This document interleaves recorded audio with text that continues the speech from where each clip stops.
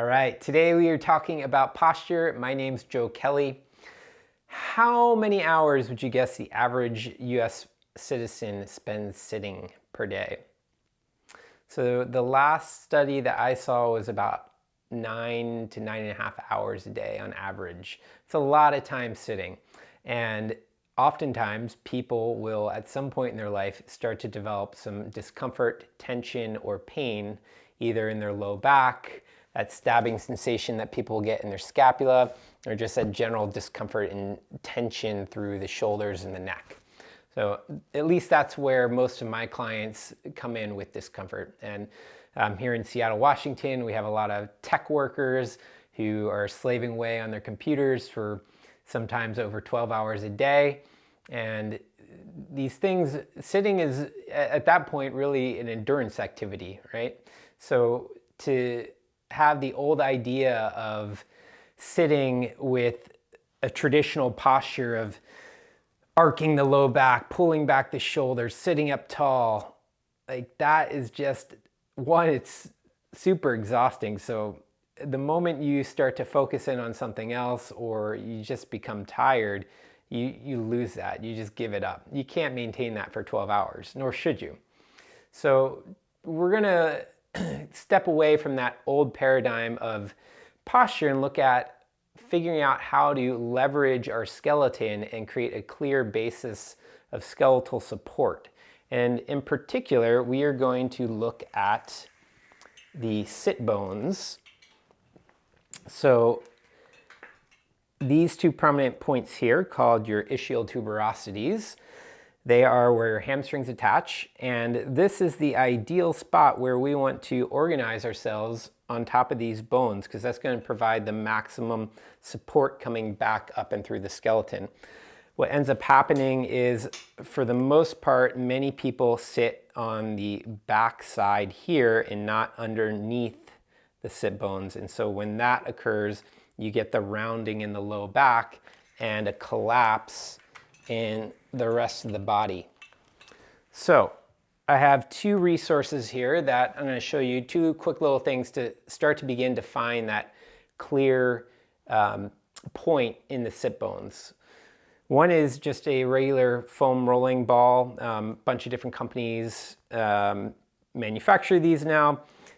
So you're going to sit on the ball and just start by finding where is the sit bone. So you can just rock back and forth a little bit until you start to become aware of, oh, yeah, there's the bone. You can start to go from the inside to the outside, finding where's the inside border of the bone, where's the lateral edge, and then start rocking back and forth to find where does it go from the sit bone to the hamstring. So if you do a little cross fiber friction back and forth this way, you'll go over top of the hamstring tendon, and if your hamstrings are tight, you'll feel like you're rolling over a tight rope. And if you go a little bit farther back, you'll get more onto the glutes and your butt. So you can begin to roll circumferentially around the whole circumference of the sit bone. And you can do that on both sides.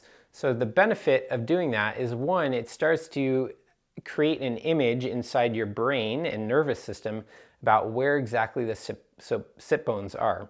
Most people don't have a clear image of where they are relative to all the tissue around them.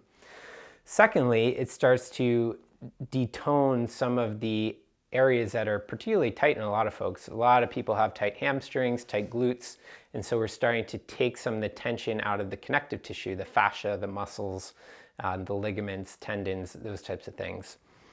So next, we have a foam roller. And with the foam roller, we're going to do a very similar thing, but we can do both sit bones at the same time. And with this, we can start to see what happens with our spine. So as I'm rocking back and forth, I can do it from tucking the tail under and rocking the pelvis forward. So we're just rocking, imagine the pelvis is a bowl. You're rocking the pelvis forward, you're rocking the pelvis back, so that as you rock forward, the bowl's spilling water forward. As you rock back, it's spilling water towards the back end of you. And you can notice at what point you are on the bone and at what point you start to come onto your hamstrings. So again, we're just getting clear about this perimeter around the edge of the bone here. So when I'm on the back side and my pelvis is tucked under, you can see that the height of myself drops and I create kind of a C curve through my low back, and my head and shoulders come forward a little bit. And as I drive the hips back and pelvis rolls forward, now I'm starting to get some more length in my spine and my head's getting taller. So that's what we want to find, that clear spot where we found maximum skeletal length. So when you take both of those out and you go to sit down, there's a couple things that I've mentioned in previous videos. One is driving the hips back so that the sit bones start to open up. And when you sit down, you can also pull the glutes out backwards. So that way you get more on top of the bony support. And from here, now that pelvis is, again, if you think of the bowl analogy, it's neutral. So we're not tucked under where we're rounded back and the water spilling back. And we're not overarched, really contracting our low back muscles where the water's spilling forward.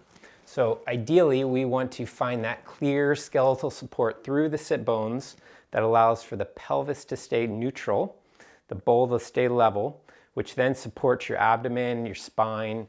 That supports the rib cage, the shoulders, and the head and neck. And so from here, I'm able to maintain this posture without a lot of effort or muscular contraction, just the minimal amount to maintain myself up in space and gravity. Please subscribe and like my YouTube channel, and I look forward to seeing you soon.